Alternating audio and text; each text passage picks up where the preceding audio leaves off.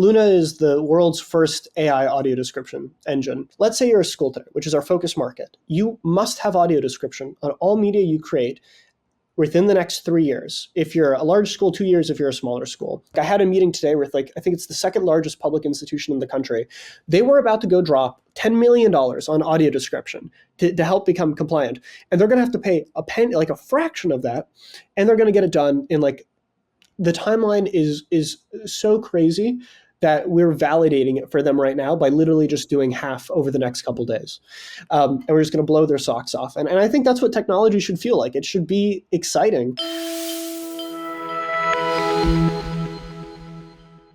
Welcome to episode 4 of Accessibility and Gen AI, a podcast that interviews the newsmakers and thought leaders in the world of accessibility and artificial intelligence. I'm Joe Devon, joined by my co-host, Eamon McErlean, and today we are interviewing Edward Aguilar, the young talent behind Echo Labs, whose mission is to democratize media accessibility through AI. Edward, welcome to the pod. Thank you for having me. It's my pleasure. And now I want to start by taking you back to that pivotal moment when you decided, I am going to start a company, Echo Labs. What went through your mind and your heart as you took the plunge? It's a little bit crazy because I somewhat agree with Jensen Huang's approach to this, where you have to be a little bit insane to start a company. So when we were originally putting together the idea, by we, I mean myself and my co-founder, Sahan Reddy, who today is my CTO, this was about, I want to say 13, 14 months back. I'm in my dorm room back in college and I'm working on some personal research. And I'm like, well, I want to play around with this captioning model. And so I do a very small local demo. And I'm like, hold on, these benchmarks look like a little bit weird. And I sent it to him that same night because we've been friends for years and he's fantastic with this type of stuff. And I sent it to him and I'm like, hey, Sahan, can you take a look at this? I don't think there's something wrong with these benchmarks because the numbers were just completely off of what I expected them to be, especially for such a small training run. And he looks at it and he's like, no, it seems like you're doing the eval correctly. What is this? What model are you using? Expecting that I'm going to say OpenAI or Google or something. I'm like, no, this was built locally. This is something I just finished training. And the more we started looking at the model, the more we started playing around with it and refining it, we realized it was so good that we almost needed to get it out there. It's a type of tech that, if you apply it in the right places, can help quite a few people. And I think we both kind of realized it in that moment where I was like, this is too good to not pursue. And so the the next day after it hit me that night, I didn't sleep at all. I called him over and I'm like, we need to try this. I need you to fly to Illinois. He's in Georgia. And the next day he books a flight to Illinois. We meet in person. And so we hatched the plan that night to figure out how we wanted to build out the company. But that's originally how it started. I had no intention of starting the company. It was that our initial research ended up performing so well that it was wow, we would have to kind of be a little crazy to not try and do this. Wow. And which benchmark was this? This was just doing word error rate. There was, I think it was LibreSpeech or one of the other public academic data sets. Basically, we were working on captioning for just an internal tool that I was trying to build at my school. And as I was putting together this research, there's a few evals you want to go against. And so I start playing with models. I'm like, well, maybe we can actually build something interesting. And it ends up performing a lot better, where you basically have this very short demo clip where it's what we built in-house in such small time, very, very limited resources compared to what's literally coming out of these major AI labs. And the comparisons of those two things, it's how is it even possible that you can build something that's going to outperform? And you just need to change a lot of fundamental assumptions. But honestly, I thought the direction that we were changing most of those assumptions were going to break it. But I guess we came out quite lucky that it proved out some pretty interesting tech that I think will actually apply to, the way that people build a lot of other models in the future. It's amazing how things can start like that. It really is, Again, Edward, thanks so much for joining us. We know you're an extremely busy man. And we are going to absolutely dive into Echo Labs and all the phenomenal work and progress that you guys have made. But before we do, just wanted to take a second to ask you to share as much as you're willing to share and open to share about your personal journey and maybe specifically around any experiences you've had directly with individuals with disabilities and what motivation or influence that had on creating Echo Labs. Yeah, it's an interesting question. At least for me personally, I grew up with a lot of people in my direct family being hard of hearing. And so you see the things that they need to deal with given the limitations of technology today and the way that those limitations have existed for, forever at this point. I mean, the Americans with Disabilities Act passed 34 years ago, and it feels like the technology available to actual people is basically the same. You either pay quite a bit of money to have a human follow you around and get very accurate transcripts of the world around you, or you have to deal with very, very bad technology, which is affordable, but for most cases fairly useless. And it's a horrible decision that we force people to make. And in a lot of ways, it's crazy to me that it being 2024, that this is still the case, not just for the deaf and hard of hearing, but for so many of other communities where accessibility is essentially treated as an afterthought. And I think one of the exciting opportunities we had with this technology is, all of our investors, all of our the initial people who knew the company, when you come to Silicon Valley and you're like, hey, we beat these benchmarks, they're all like, fantastic. It's time to go and sell this to Zoom, to Tesla, to all these other companies. And I'm like, I like those companies. I respect what they do. But, my background is in computer science and nonprofits. I wanted whatever we were going to build to have like a legitimate social impact. And I don't think you need to make that choice constraining, the revenue of a company versus a social impact. And I think especially as a startup, when you need to choose a niche to begin in, for us, beginning in a space that I knew we would have like tremendous social impacts was like very personally rewarding for the people in my life that I grew up around. But also I think for just everybody on the team, like you need a good reason to wake up in the morning and to keep trying hard. And so it was the type of thing where we found a lot of personal motivation for. Yeah, it makes such a difference to have that personal connection. It really does.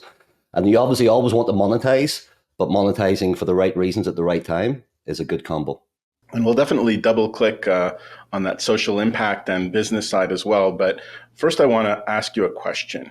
Mm-hmm. There is another piece of technology that you built that I think is pretty much as cool as that model you were talking about, and it's called the BuellerBot. Can you explain what the BuellerBot is? So BuellerBot is, well, I'll tell you how it came into existence first, so I can give you some context. I am in college. I'm a freshman at the time, and I cannot stand the lectures that I'm in. For context, I love my professors to death. I'm still in contact with quite a few of them, but I cannot stand sitting in this class for an hour where, if you've already done the reading in advance, it's like, why are we even here? And it's quite a bit of a waste of time, but it's pedagogy, and so everybody's quite expected to sit there and do it. So I wanted a way out. I had a lot of things I was trying to do at the time, and so I wanted to find a way out. And it was kind of clear at the moment that there were so many interesting open source projects that existed that if you kind of cobbled them together, you could theoretically find a way to build a replacement of yourself for online Zoom meetings, which, post 2020 COVID has like taken over education. So, freshman version of me found this to be an incredibly exciting idea, one that was worth like putting off all of my studying for finals and everything else for. And I sat down, I didn't sleep for like a day and a half. It was rough.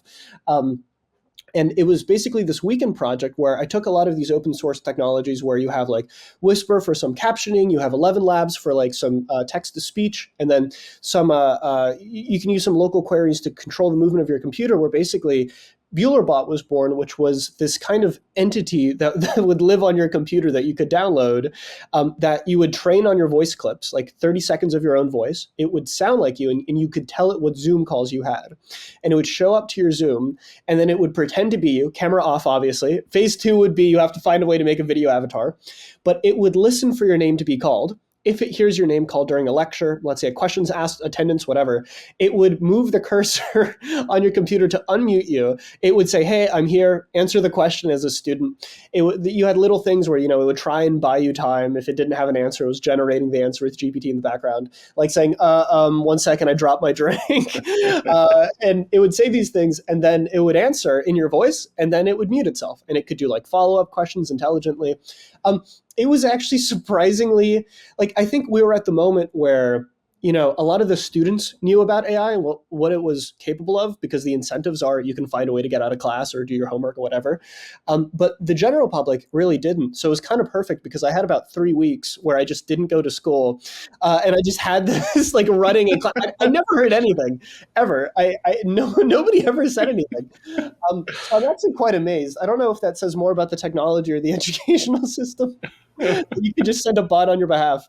Anyway, I open sourced it, and I was told right after I dropped out that apparently we had like 6 or 7 other students in other classes. They ended up getting in trouble because they had been using it in theirs. Um, and so it's still on the internet. People use it from time to time, but it's cobbled together using like completely open source tech. And I think like, I'm actually surprised that nobody's built a company around this. Like you could make a lot of money doing this. It's a bit of a silly product idea, but I thought it would be funny, so we open sourced it. And it's Ferris Bueller, I assume. Oh yeah, totally. I'm obsessed with that movie. So, Save Ferris. Yes, exactly.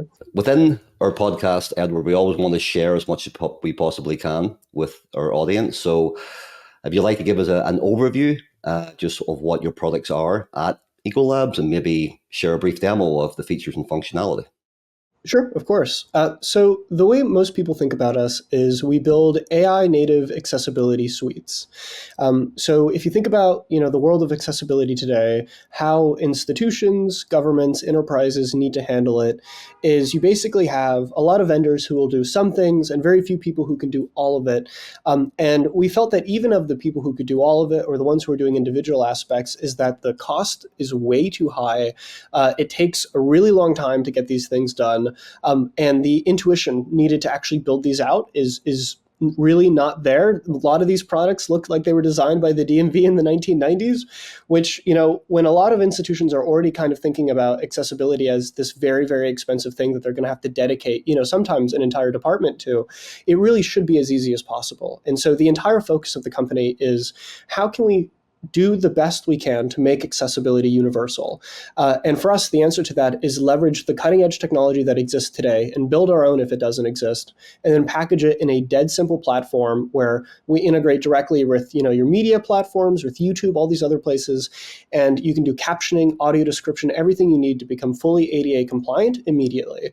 And so the end result of this platform is like, not only is it a heck of a lot easier for people to become compliant and accessible, it's honestly quite a bit more affordable. We save, right now we're focusing on universities and higher education, we save them anywhere from 75 to 90% of what they're currently paying today. And the end result is like, if you are today, an institution that's, you're only 5 to 10% compliant with what you need to be compliant with, without changing your budget, you can cover everything overnight. And we've actually done this for dozens of institutions now, and we're working with about 200 total since our commercial launch in April. And for them, the entire focus has been, how can we transition to this world of universal accessibility, where all media is presented to all students of all backgrounds at the same time? So yeah, this is what we're working on. Love it. Love it. And has that model had to change, like as regards complexity with different APIs and making sure that you're compatible based on what universities utilize themselves? Definitely. Yeah, there's a surprising amount of complexity behind the scenes, which is my assumption as to why there's actually very few people trying to innovate in this space. But the whole idea on our end is that we want all that complexity to exist so we can basically be implemented into any existing workflow, but we don't want them to feel it. So for example, the YouTube integration that we have will automatically, you just sign in with Google. It will show you all your videos. You select which ones you want, and that's it. It will automatically import, caption, audio description, send them back to YouTube. Don't need to do anything. We've had people do, 10,000 videos in 2 days, and that's it, with like 10 minutes of their own time. But obviously the engineering needed to do that is really complicated. But I mean, the number one thing that people say is that it's just so stupidly easy. It feels like magic. So we try and abstract as much of that as possible behind the scenes. It's incredible, following all of these new activities, all of these new innovations in AI. I personally find the pace breathtaking. I was trying to put together a daily view of the new papers in AI and accessibility on archive.org. And then I saw so many that I counted that it's about 10 AI accessibility research papers per hour. It is just impossible to really follow. So I'm wondering, being as steeped in it as you are, how do you keep pace with what's going on? I think with such a big focus on AI recently, you kind of have this idea of there's this fantastic essay, I think something like The Geeks and the Mop Heads or something like that. And it's this idea that, you have these very, very small industries that are obsessed by a handful of researchers, people who are the geeks, they live and breathe that space, and they have for years before it was cool. And then the moment that becomes interesting, the people who realize they can profit on it try and masquerade as the geeks because they realize that those are the people who have like all of the clout in that space. And then you have a tremendous inflow into that industry. Where there's this just very, very high noise, like the signal to noise ratio is basically like just off the walls, where it's very, very difficult to understand like what is meaningful in this space, what isn't meaningful. So I would say I'm actually surprised at the pace of innovation with accessibility and AI is not faster. But I am surprised that the pace of publishing, as if it is happening, is just tremendously high.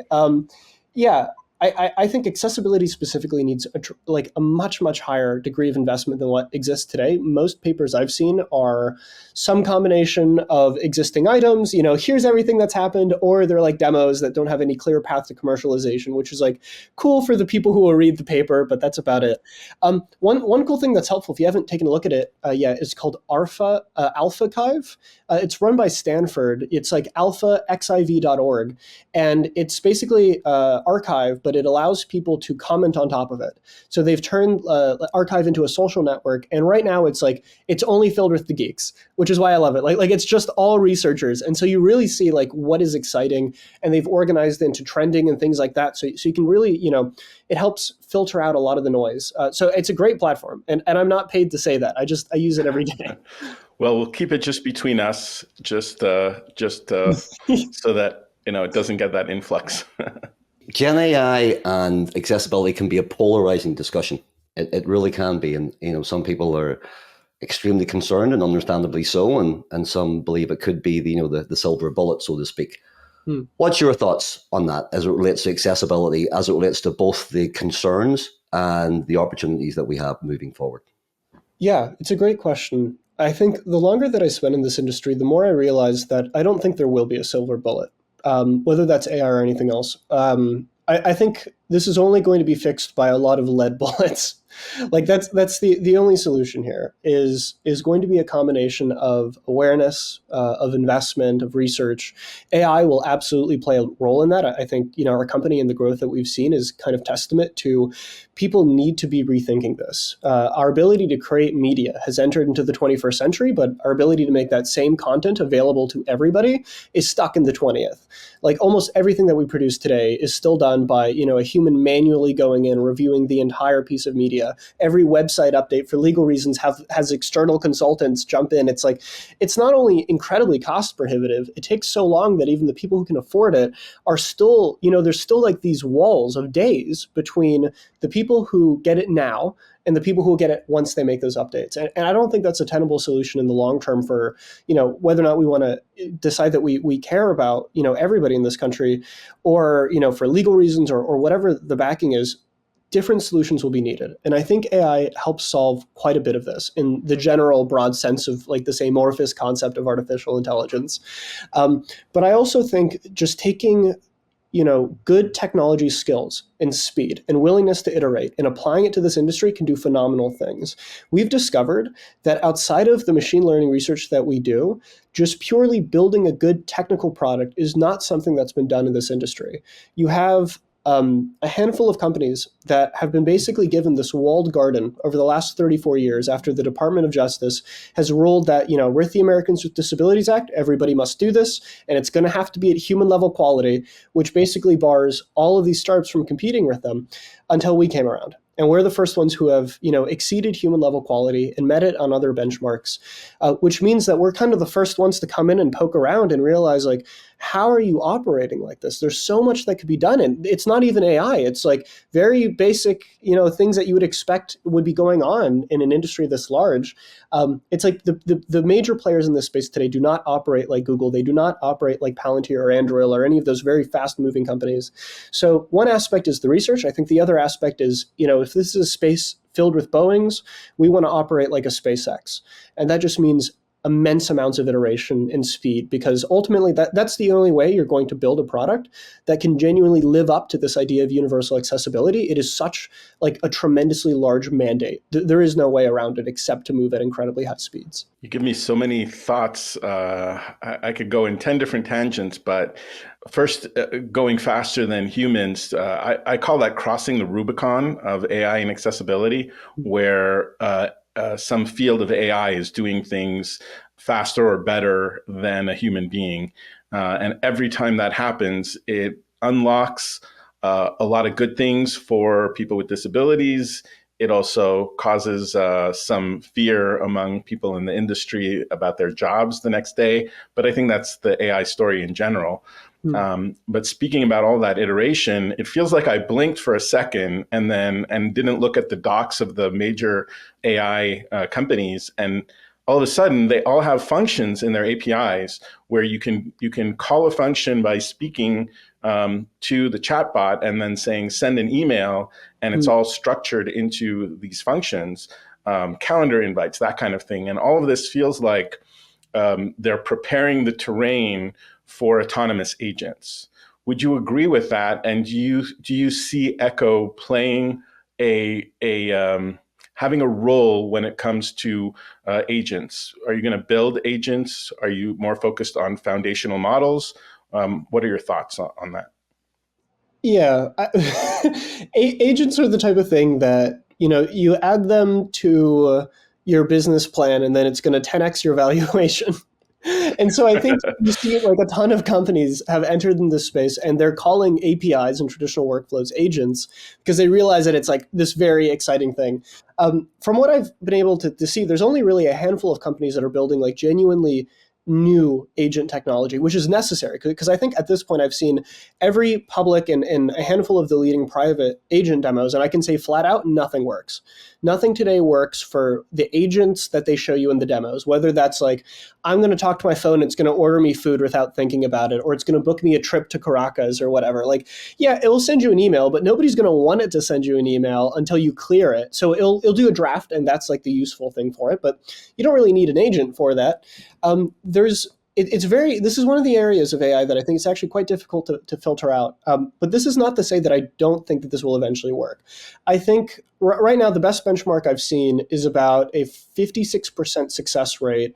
I believe this is just on basic tasks. I forgot the data set, but I think it includes ordering food, emails, booking travel, responding to messages locally across text message, email, and a few other things. 56 is really not good. If you hired an assistant today that only got 56% of things right, that would not be a good assistant. I very much think that it will be a very different story let's say by the end of 2028. I think agents will be in a lot of different places, and I think there will probably be 1 to 2 companies that make a tremendous amount of money basically building the infrastructure layer of the internet for agents to easily interface with all of these things. And perhaps that's as simple as like better labeling so that it can use it. If agents are the self-driving cars of the internet, somebody should go out there and label all of the lanes, because it's going to make it much easier for it to perform actions on that. In terms of whether or not Echo Labs will have anything to do with agents, I think the end goal of the company is we want to make accessibility universal, and a big part of that is automation. A big part of that is I want to be able to help the one, accessibility person who is in charge of 100,000 student campus who doesn't have a massive department to help. And I've met at least 3 people in this situation where they are like seriously understaffed. I want to build technology that can help with most of those, because I speak to so many experts in this space every day. Something like 90% of their day is spent moving files around or ordering files. This is these are things that we've been able to do proactively with good technology for the last decade. It doesn't necessarily require agents. It just, it's scraping, reactive checking. There's a lot of things you can do here to take a lot of that weight off of these accessibility trailblazers in a lot of ways, and let them focus where they should be, which is on students. And I think this will be generally what happens to the accessibility industry over the next few years, is that you're going to see this fundamental shift of humans spending their days behind screens to actually being with these students one-on-one, figuring out the human aspects to providing accessibility, and the overall quality will go much, much higher, while all the menial tasks won't take up their day anymore. And I think you might be able to call that agents, depending on how we deploy it, but the end outcome will be we should be able to automate this for most people. And tying directly into that, do you see like any short term, or what is the roadmap and timeline for AGI? I've spoken to the research directors at most of the frontier AI labs, and they would know much better than I would, and they don't have good timelines. Like the average is probably 2028 is what people expect, but I don't think anybody has internalized this, because if you actually internalize what that means and what they're building toward, if it's a true idea of AGI, like this idea of like a machine that will be better than most humans at doing most economically valuable work, something along those lines is like the general definition of AGI at these labs. Like the impact this will have is so unclear and so widespread that a lot of them operate with like this suspension of disbelief, where they're not actually internalizing the work that they are doing. So I have no idea when it's going to come. It's unclear that we have any current technology that will reach that. I think we're going to build fantastic specialized pieces of technology. Absolutely. I think that's a given at this point. We will get much, much better across all these specific benchmarks. And at a minimum, the worst outcome is that we have fantastic assistance for almost any specialized task. And then I think the next movement will probably be into embodying those into robots, into the real world. Great technology has been built there, but it's unclear that we have a straight shot path toward building like a generalized intelligence. Like you look at the most frontier, which is probably safe superintelligence, with Ilya, former OpenAI, and he's hands down perhaps one of the best in this industry from a research perspective. He just founded his own company in this space, and most of the budget of the $1 billion seed round they just raised is going to go toward research, which tells the public that they don't actually have a path forward. They have maybe ideas of how it will work. But nobody has the straight shot to AGI, genuine AGI in the next few years. What people are betting on when they say 2028, 2029 is that we will figure out a way to do it. And in some respects, I believe them. There's never been anything that humanity has wanted enough that it didn't get. So with the degree of investments that are being put into this, it's highly likely, though unclear what it actually will mean. It's a very smart answer. Very smart answer. It is. It is. I think it's a realistic answer as well. Well, yeah, I don't like saying that it's going to be. The best thing you can say is like, I run an AI lab. AI is coming tomorrow. Next year. Yeah, next year. It's always next year. Every quarter, next quarter. There's no clear path forward right now. That's not to say it won't happen, but people are doing some really, really crazy stuff behind the scenes, I think. So, I mean, the one thing we're guaranteed is that it's going to be an interesting next few years. That's for sure.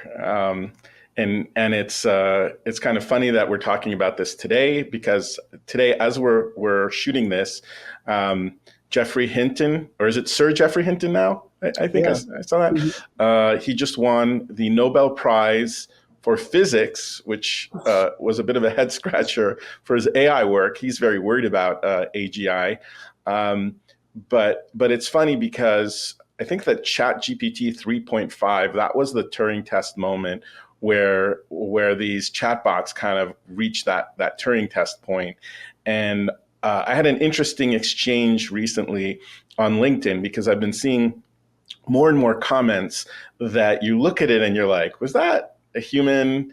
And I bet you it does fool most people who don't understand how this technology works. So there's one person that was just a tiny bit off. So I did a little research into his post, and I was like, I think it's AI. So I'm going to blog about this. I did a sort of a reverse Turing test on him. I don't know what to call this yet, but essentially, you're too good to be when an AI is too good to be human. I was like, how am I going to trip this AI bot up? So I'm like, I know, they know everything. So I started to talk about hockey.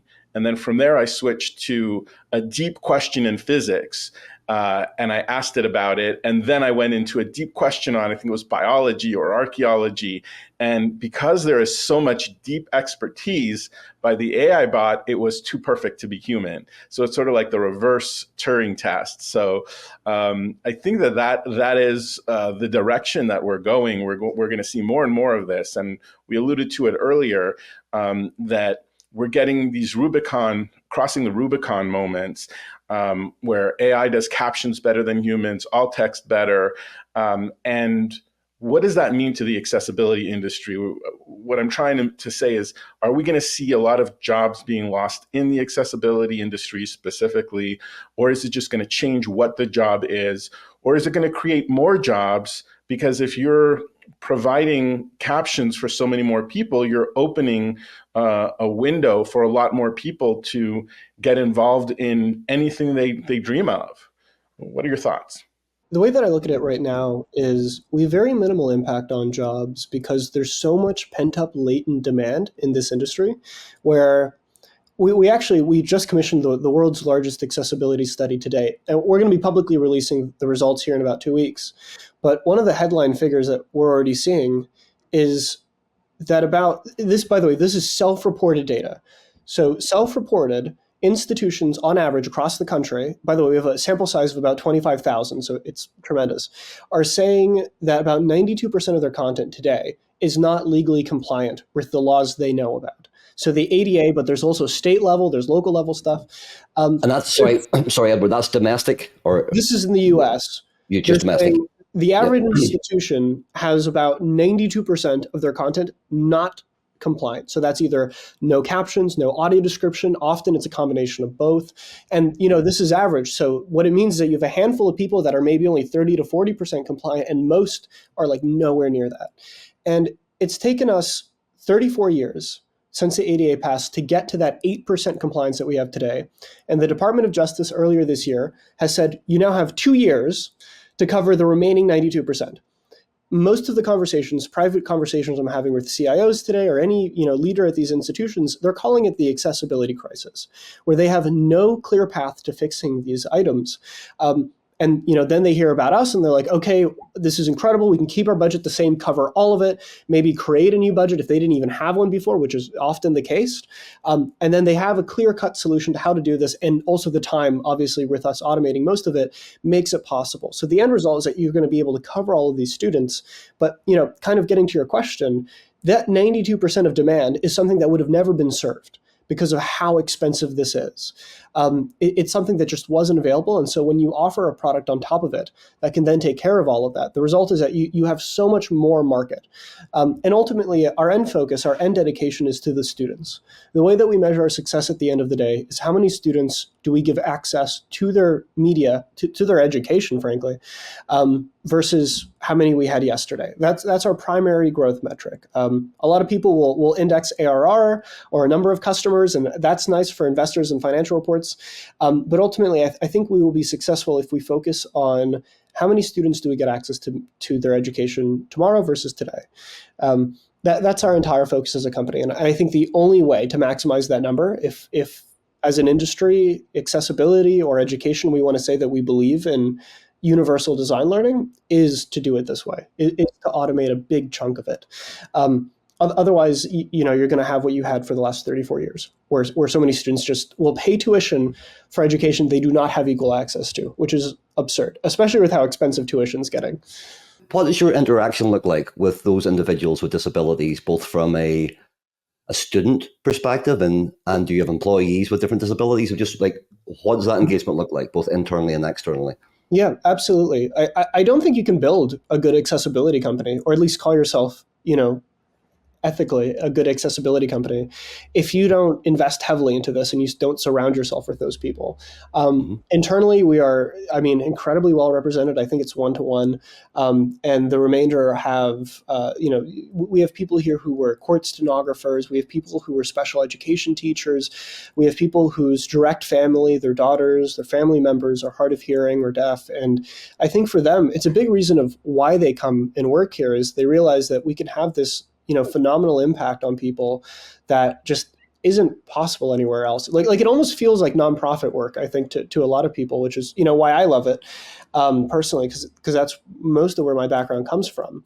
But I also think outside of, having that perspective internally, you also have to have it externally, just because of internal biases. So anytime we release a product, we always go out and we partner with, whatever the major nonprofits or institutions are in the space. And we're like, we want you to test this to kingdom come. Before this ever sees a student or the light of day, I want you to validate and be willing to put your name publicly on this product before it ever goes out. So before we did Captioning, we partnered with some of the deaf and hard of hearing nonprofits, the institutions in that space. And then the end result of that is that we had a vetted platform that we knew had been used in mass by people who it was built for, which I am astounded is not like default practice in this industry, where it's like, if you build cars, you should have people who drive cars get inside of them and try them out. And this is not standard. So we try and put it through as much rigorous testing as possible. And I mean, generally, it would be incredibly hypocritical if we didn't do this. Like we update our VPAT literally every month at this point because of how many new features we ship out. And technically with a VPAT, I think you have like this very weird amount of like a timeline, like 6 to 12 months or something that you don't need to update it, even though your product can radically change. I think we're generally like way too lax on some of the requirements we have because people have been so far behind that nobody wanted to say the actually moral thing, which is that everybody deserved this 34 years ago, if not way before all the digitization happened. And this is the standard that we should be meeting. So I think it's much easier politically to tell people, just, get the accommodations done, just do this. And then once they get there, they move to the next and the next step. And I think, as a company, we have an interesting opportunity to try and show like how we should operate. So we're also constantly asking for ideas on how we can do this better. Like for example, we recently started doing like very, very advanced screen reader usage on our platform, which I don't even think there's like any sort of certification for. And we're working with some outside institutions to see if we can create a product certification specifically for advanced screen reader usage, where there's some coverage under VPAT for like amateur level VPAT or screen reader usage, but it leaves so many people out. And so I think you have a unique opportunity where if you have the funds of a company to invest into this type of thing, you probably should.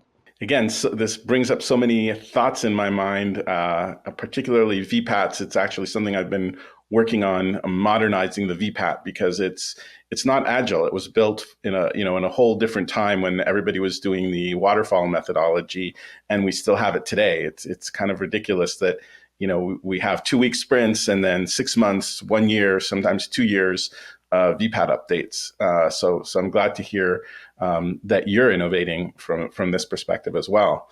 I try to put myself in other people's shoes, especially when I'm doing something like an interview for a podcast. And I was imagining what it was like from your perspective. You're getting a video, you're doing these captions, and you have to deal with these hallucinations. And that brought to my mind, wouldn't it be cool to personalize all of this so that when you are getting captions, and we'll get to audio description as well, some people prefer it to be more descriptive. Some people like to know more about the music that's playing, some people less. And then it hit me, wouldn't it be cool if you did all this captions for, let's say, a series, and then the person said, you know what, I really like this series. Can you keep going and create for me the story for next season and keep it going? So I'm curious if you see that once you've reached the point where AI is doing all of this transcription, closed captions, the whole deal, that you go to personalization and maybe on-demand captions where you start and the captions, for some reason, I don't want to see all that music stuff. Can you personalize it and stream this to me and customize it? Do you think that we're going to see that day with Echo Labs? I haven't considered this before. It's a really interesting idea. So personalization of all accessibility outputs. So I think with captioning specifically, our guidelines are we're actually rated like from a legal perspective on our accuracy to the text, like how true are we to what people are saying. So we can never change the text itself, but we can make updates to things like atmospherics you referred to, like the sound, the background, the music. This is interesting. It actually wouldn't be that difficult to personalize it. I know that we're actually launching for Luna, our audio description engine. We're allowing people to personalize the degree of detail because you have very, very heavily detailed items if you have like a biology lecture, but you don't necessarily need that for a movie clip. And it intelligently does that today. But in the case that an individual has like a personal preference, we let them change the voice of the audio description, and we let them change the degree of description, whether or not it's like very, very advanced or very short.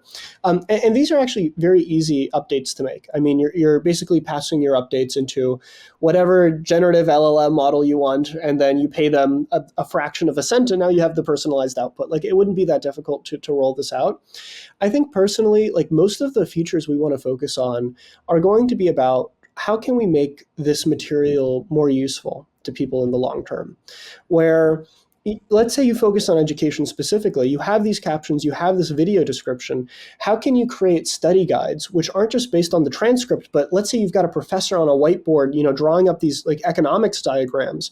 How can you grab it off the whiteboard, put it onto that document, and then create a study guide or like these teaching materials that would take a TA like a day to do on their own? I think that's a very clear-cut path toward like driving some like very serious value for people in terms of like automated material generation. And there's other points of value, I think, as well. Whether or not that's like generating the next lecture based on the existing lecture. I think the professors might get a little mad at us. If we're like, don't worry, you don't need to come in tomorrow. We're going to create, your next 40 lectures. Or maybe they would appreciate it. And we give them the transcript and they go read it out. But no, it's an interesting future. I think, the cost of intelligence is so low, and it's just going to get lower, that there's so many things that we just wouldn't have even thought about doing before that today or in the near future will be everywhere.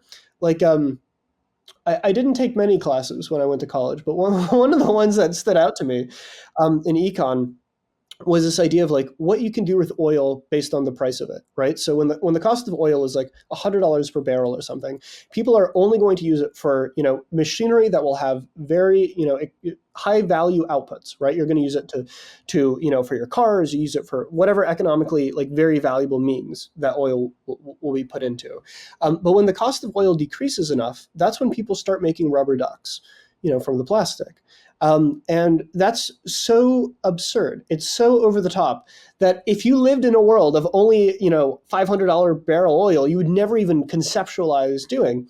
Well, now the cost of intelligence has dropped dramatically. And I think it's just going to be this super interesting renaissance to think about what does that allow from a UX perspective? What does that allow from, entertainment to be created in real time on the fly infinitely many times?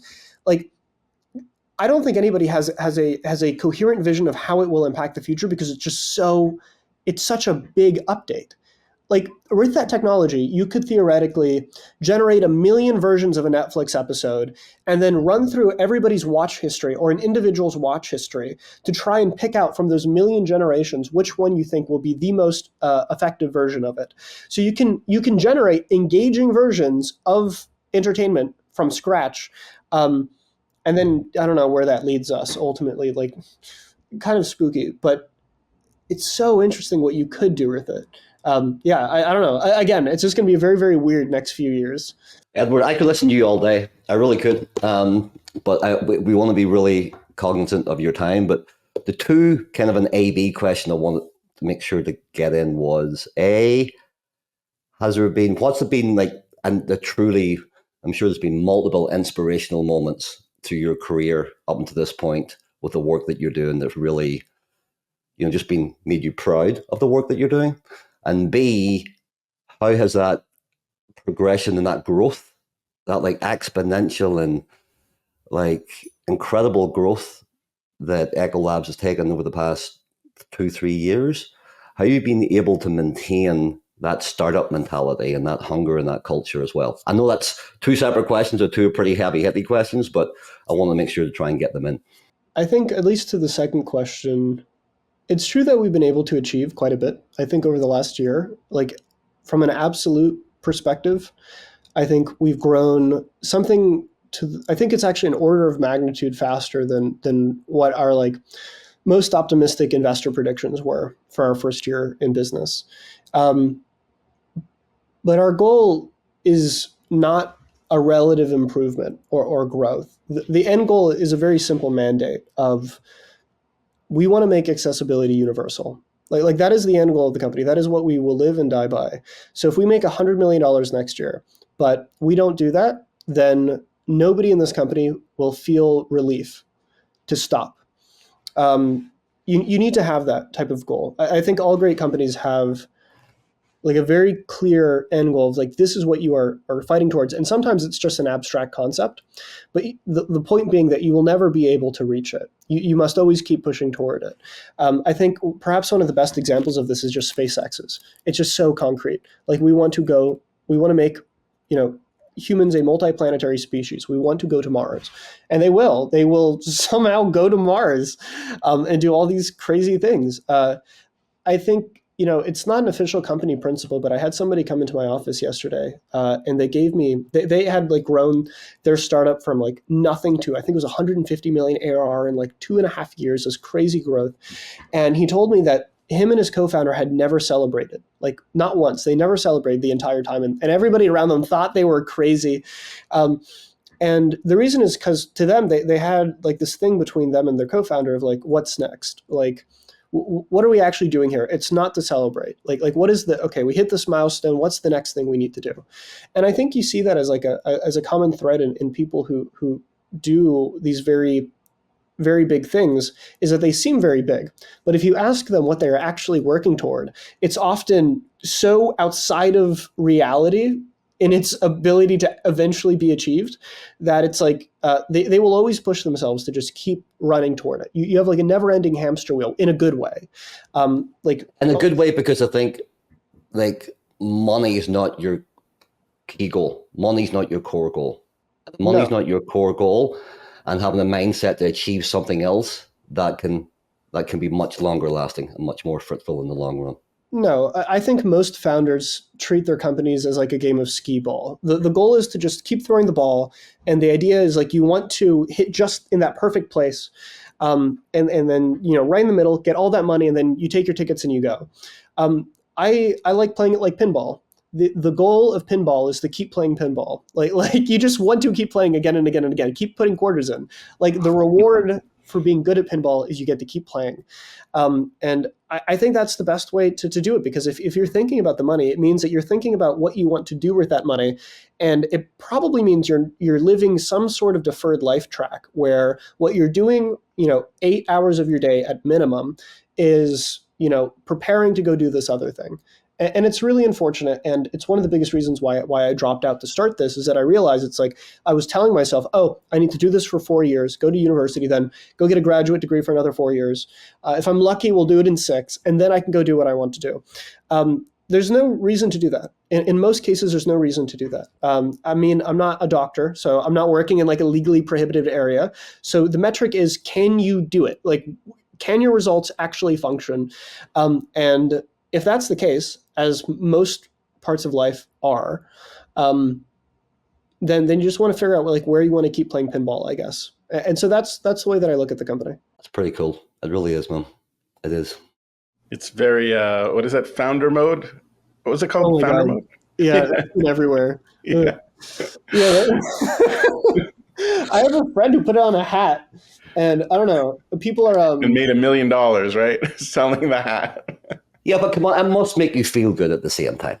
Like, meeting the students, seeing the daily impact that what you have created, the positive impact that can have on a daily basis with students, millions of students, like that's pretty freaking cool.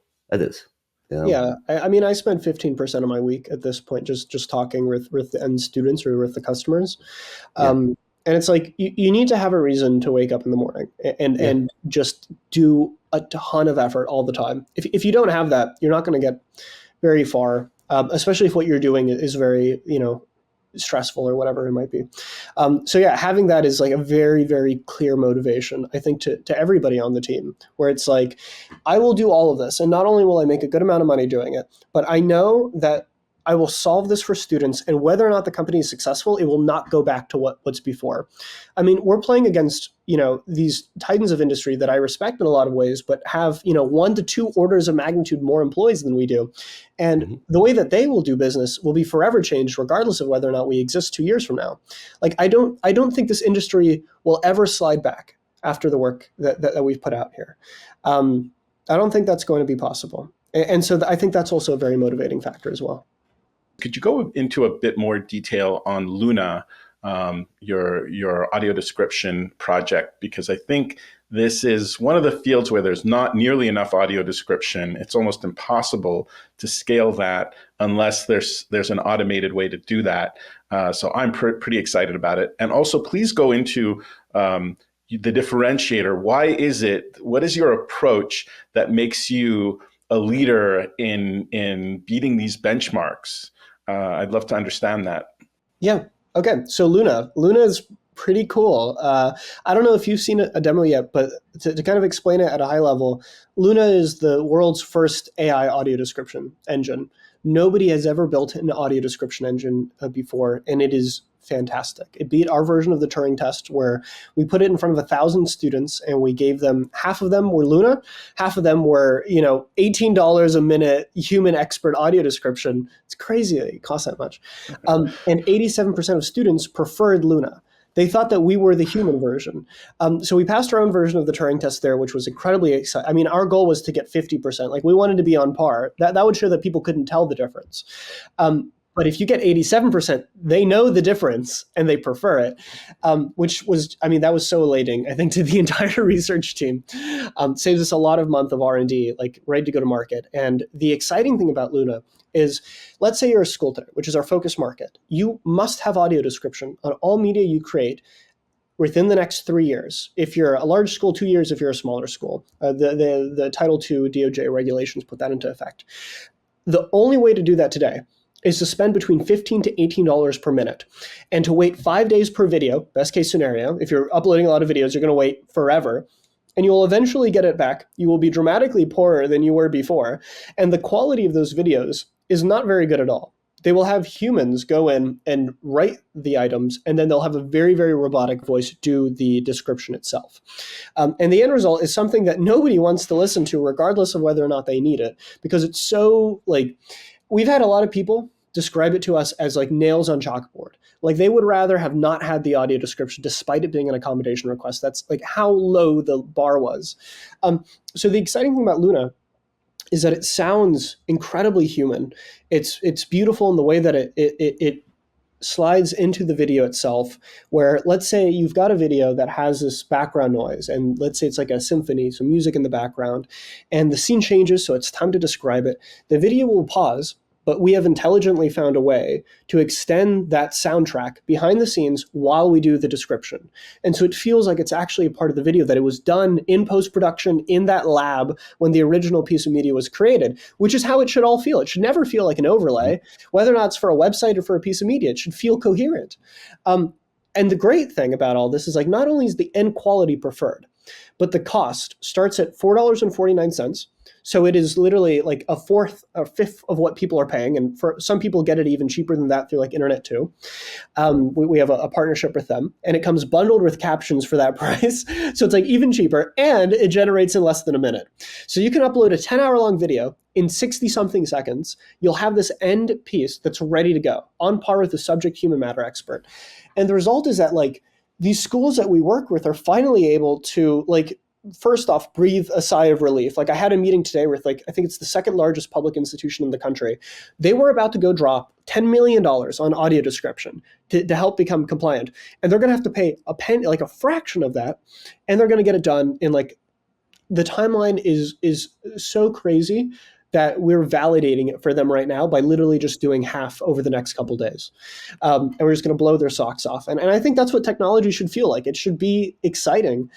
So I think Luna is going to be incredibly I think for education, it's going to change the way that we think about accessibility dramatically. And I think once it's eventually applied to other industries, it will mean that you have this absurd degree of accessibility for people of all backgrounds where, every movie should come with this, every show should come with it. If you can generate it that quickly, you can have a live stream of it happening in real time, which is unheard of for AD. There is no human that can do AD in real time. I think there's going to be a lot of fantastic applications of it. And so right now we're starting in higher education, giving it to the people who need it the most. And over the next 2 months, I think we're rolling it out to about 50, 60 institutions that have signed up for like beta testing. And at the end of the year, we're going to have about 150 so far. This might get into the weeds of it a little bit, but we put so much training data into this thing, where it was like really fantastic humanly labeled training data, that the way that it performs on all sorts of background, like even the most technical, like, we have literally, people are running quantum physics lectures through our captioning engine. Like, yeah, no, it's very crazy. And it's just fantastic. Sometimes like it catches stuff that like even the human doesn't think is accurate. And then we have to go through and be like, no, if you like really turn it up, like that's what they said. It's spooky sometimes, but yeah, no, I think it'll be great. Let's do it. Synchronizing the captions to the sound. One big pet peeve I have is I'm watching a comedian, give a talk. I turn on the captions, and the punchline always shows up on the captions before it is spoken. Have you done any work when it comes to synchronization, and how hard is that? And is that something you've been thinking about? This was actually one of the easiest things for us to solve. It took us about a week to build our own. It's called forced alignment, I think is the research term for it.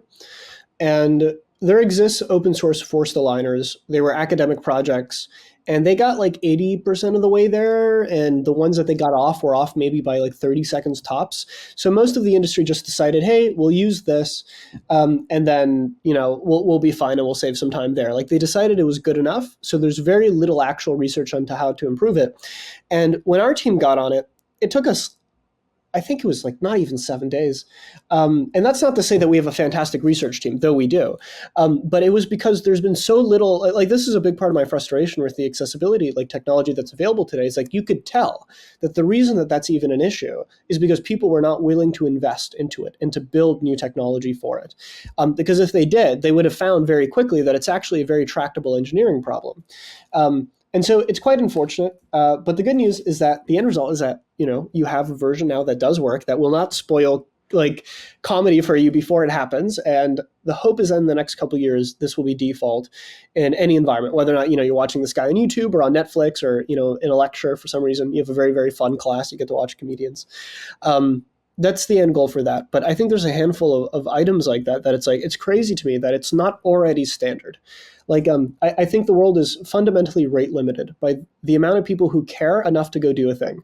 Like, it's not money, it's not intelligence, it's not ability. It's like not enough people care enough to just make it their daily in and out grind. And I'm glad that we get to build a company that this is the only thing we do, AI accessibility.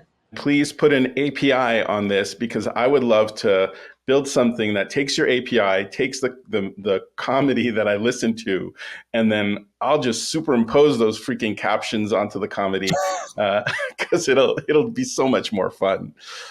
So thank you so much for joining. This was really a blast. I'm really impressed with the work that you've done, and I'm sure we're going to have you back again for updates. We want to hear what else you're doing. Thank you for having me. I had a lot of fun.